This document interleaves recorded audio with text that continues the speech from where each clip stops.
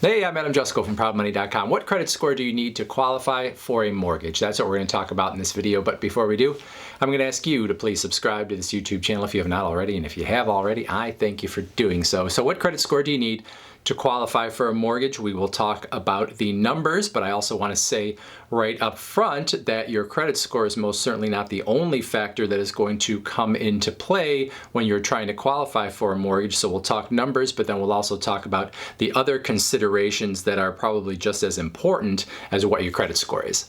All right, so we're going to talk about the two main types of mortgages here when we talk about the credit scores that you might need to qualify. There's conventional mortgages and there are FHA or Federal Housing Administration mortgages. We're going to talk about the conventional mortgages first. These are the mortgages that come from banks or other mortgage lenders that do not have any backing from the federal government. So the money that they are lending out to you, they are taking a bigger risk with. There's no insurance that is going to help them if you don't pay it back. So they are going to require a higher credit score. So for conventional loans, generally the bottom of the credit score scale that you would have to get to in order to potentially qualify would be a 620 credit score. Now, obviously, you would rather be higher than that. 620 is going to, maybe just be the price of entry to get you in, but you're probably going to end up with higher interest rates than you would if you had a higher credit score, and even your chances of qualifying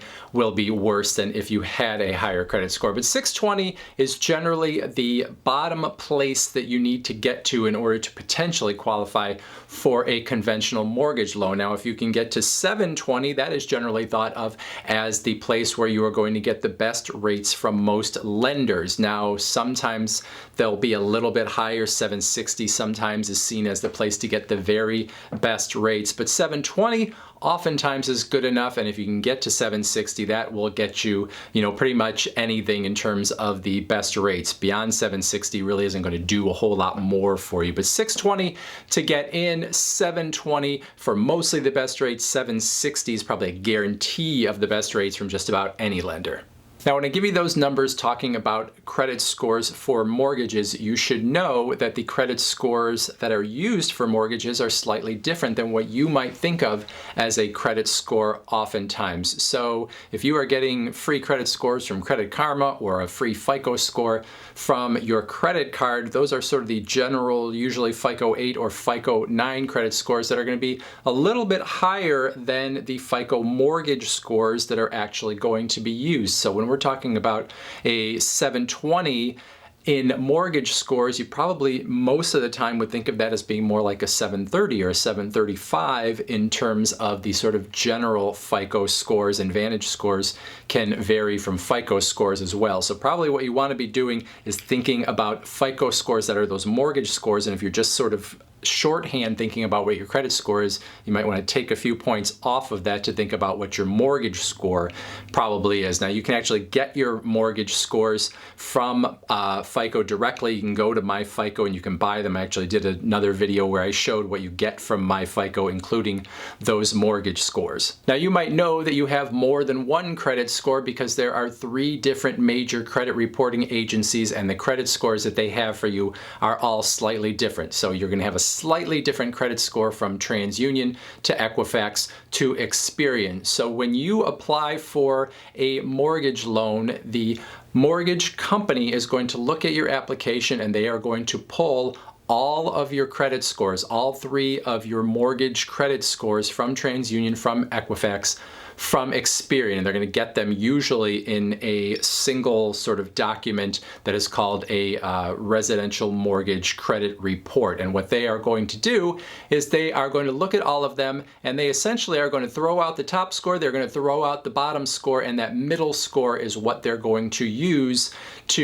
as sort of a shorthand for what your credit score is. So they don't average them out, they just take the middle one, and that is your credit score. Now, many people, when they are getting a mortgage, they're not necessarily getting that mortgage alone. So if you are getting a mortgage with someone else and you both plan to be on the mortgage deed and to have both of your incomes assessed and all of that as part of the mortgage process, well, then you obviously are going to have credit scores from 2 people, and the person who has the worst credit scores of the two of you, that's who they're going to go by. So if you, for example, have better credit scores than your husband, wife, whoever may be buying a house with you, if they have worse credit scores, it's going to be their middle credit score that is actually used. So you should know that in advance. So if you have a big disparity between the higher and the lower in terms of the two people that are going to be on all the financial documents, well, then you might want to consider actually having the person with the higher credit score be the only name on the documents,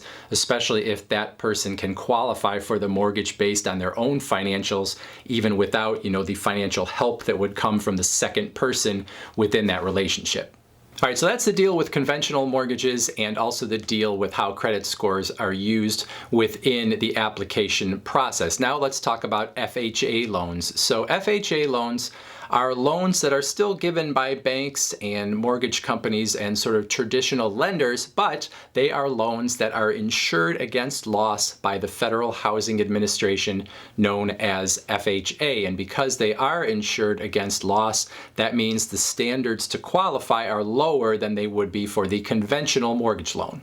So for FHA mortgage loans, the credit score minimum is 580 in most cases, if you put down at least 3.5% as a down payment on that loan. Now there are FHA loans that go down to 500, but you have to put down at least a 10% down payment in order to get those, and not all lenders even want to deal with those.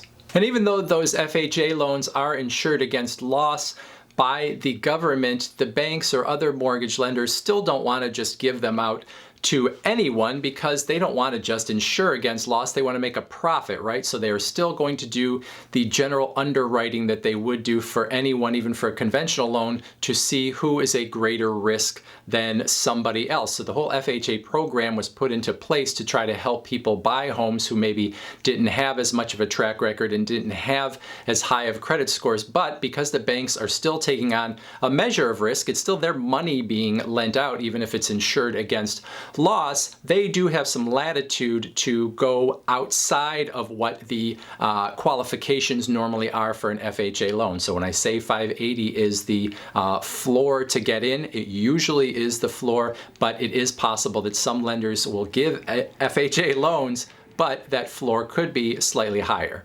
Now, while the FHA loan program is a nice thing for people that maybe have lower income and are looking to get into a more modest home with a more modest loan, you should also know that FHA loans have higher interest, and there are going to be mortgage insurance payments that come into play. So you're going to pay more for those loans than you would if you could qualify for a conventional mortgage loan. So even though you can get one of those loans with a lower credit score, if you could get yourself up past 620, or if even better, you get yourself up past 720, then you maybe could qualify for a conventional mortgage loan and you could get much better rates. Now, like I said at the beginning of this video, your credit score is not the be-all, end-all when it comes to being approved for a mortgage loan. There are other things that come into play that are probably just as important.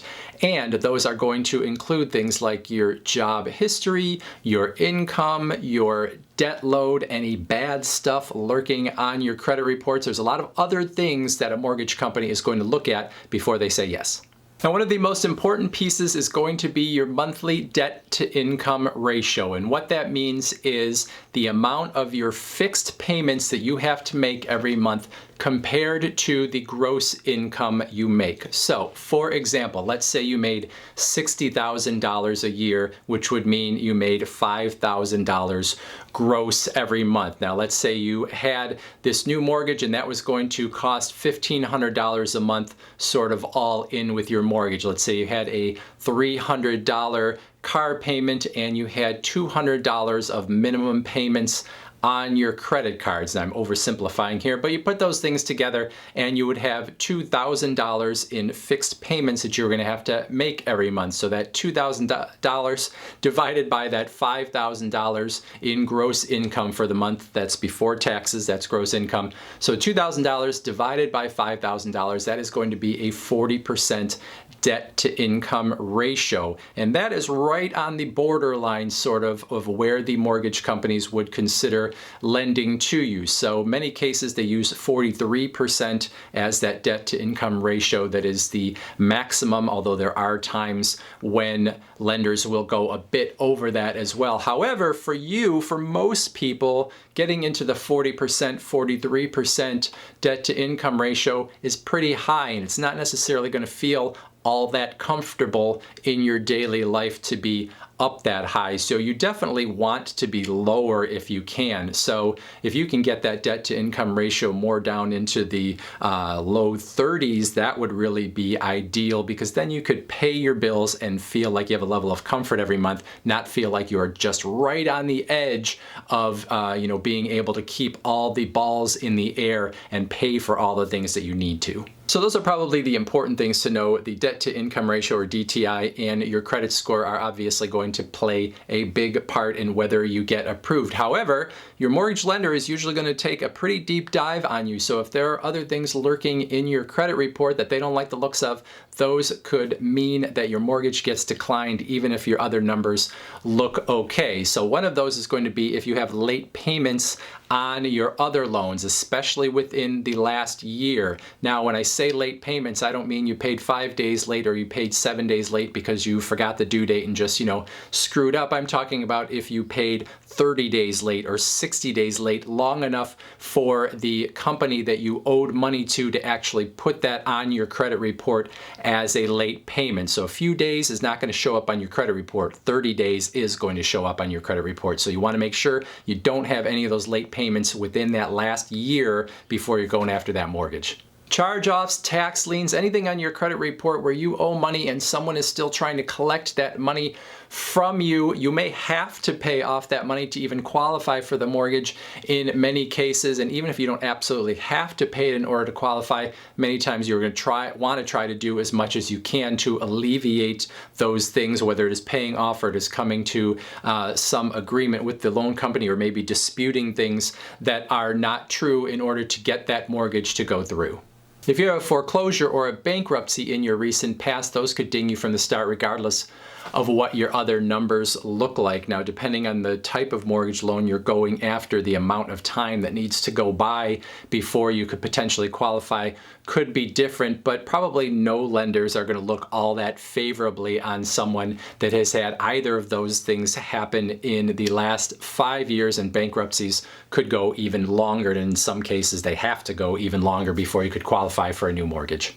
There are obviously other things to know, and everyone's journey to get that mortgage finally approved is going to be slightly different depending on what you have going on your credit report. But those are the big things to know. Those are the numbers to try to shoot for in order to get yourself in a good place where things are squared away and you can increase your chances of being approved. If you have any questions or comments, please put them in the comments section below. Otherwise, I thank you for watching. And as always, please go to proudmoney.com, where we do credit card reviews, we talk personal finance, we talk deals, and all sorts of other fun stuff too. Thank you for watching. Bye.